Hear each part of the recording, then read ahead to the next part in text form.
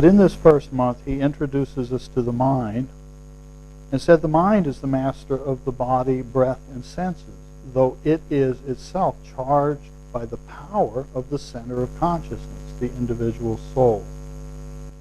Makes a very strong comment here that's important to understand. One simply has to become aware of this fact, that the mind is in direct control of the senses, breath, and body.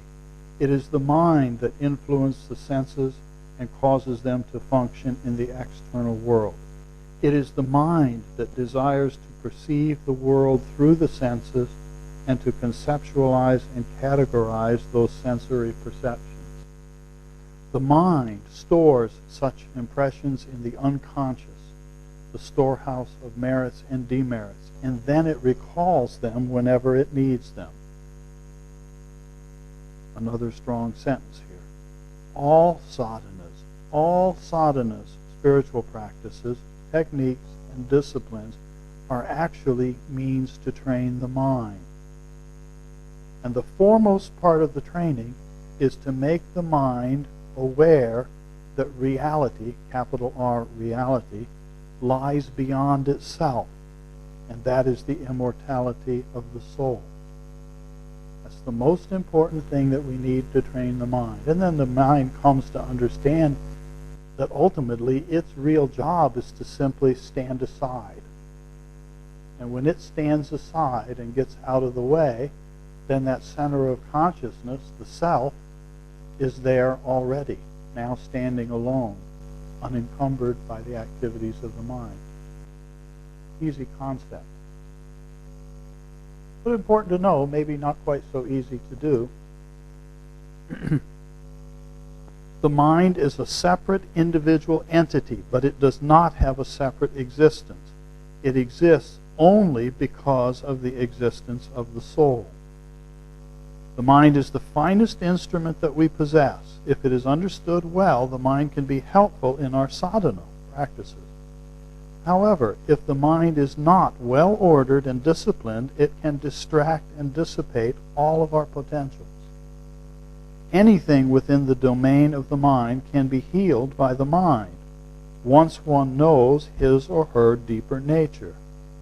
When the aspirant becomes aware of this fact, he or she can willfully heal or prevent the occurrence of those diseases that have their basis in malignancy.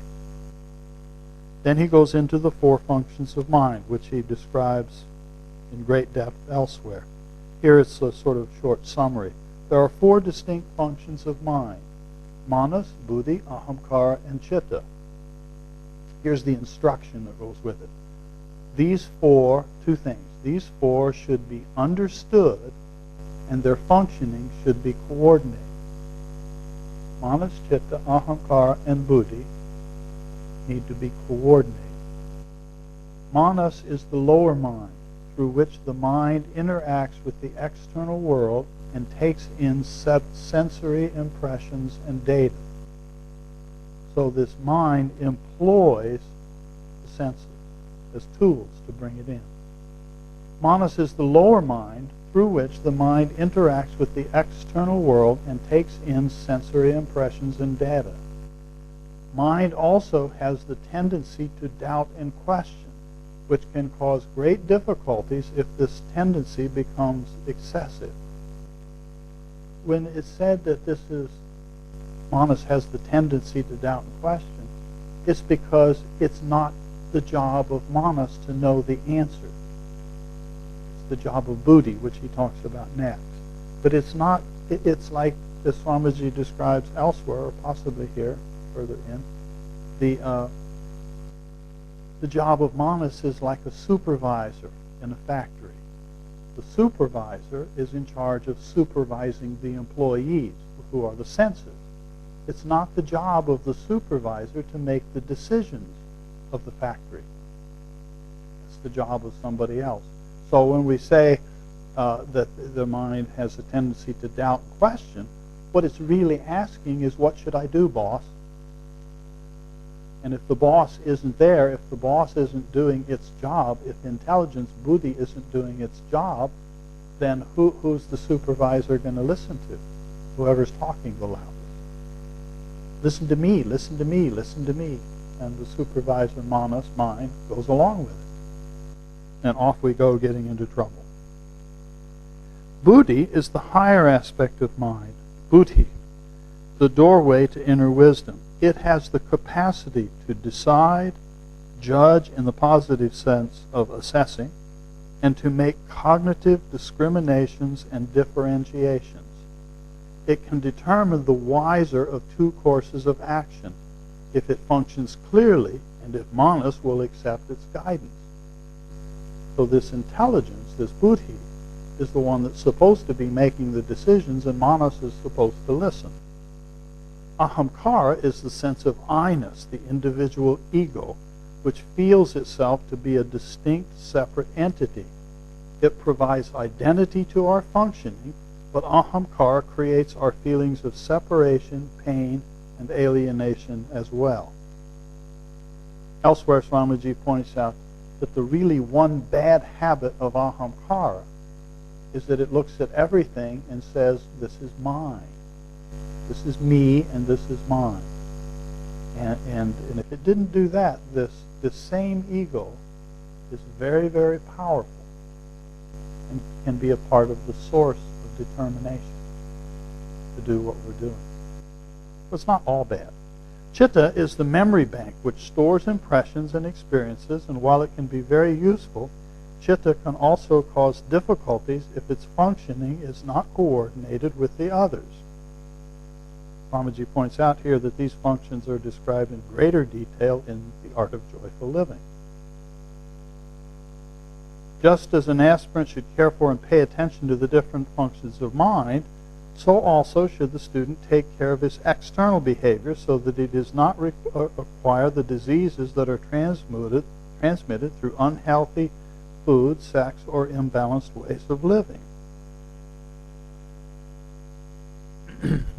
Cleanliness is valuable, but it should not become obsessive, because in order to function effectively, the immune system also requires a healthy mind. When we talk about purity of mind, that is actually achieved by ridding ourselves of negative, passive, and slothful mental tendencies. Such a healthy mind acquires confidence, and then buddhi judges, discriminates, and decides things on time. He mentioned a moment ago that we were to coordinate the various functions of mind. Now he tells us how. Not in great depth, but it gives us the very important clues of what to do. To establish coordination among the various modifications of mind, those four, manas, chitta, ahankara, and buddhi, one has to learn to watch the mind's functioning through actions and speech, and at the same time observe the thinking process within. So there's two major instructions in that sentence. One is watch the mind's functioning through actions and speech. And we all do this all of the time with relation to other people. We watch the gestures and body language of other people, right? And we draw inferences of what's going on with that person. We look at the person, we say, he looks really happy today. Or wonder what's wrong with her today. Why is she in such a bad mood? And we're watching the body language of the other person.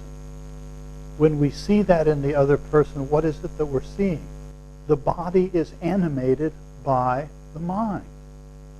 No part of the body is going to move at all without an instruction coming from the mind. So we can infer something by looking at the gestures and body language. Well, if we do this so easily with other people, we can do it ourselves. So it means literally exactly what it says. Watch the mind's functioning through our actions and speech. So if you're sitting there and you notice your hands are tapping, or your foot is tapping, or your knee is bouncing up and down, you can pause and recognize that's not happening by accident. You can ask yourself, internal dialogue, why is my knee moving like that? And somebody inside will answer. Well, because you're upset about something, something, something, something. And you're not doing anything about it. And so something's trying to express itself. You won't express yourself externally in a proper sort of way. So what's the mind doing? It's sitting there just doing something like that.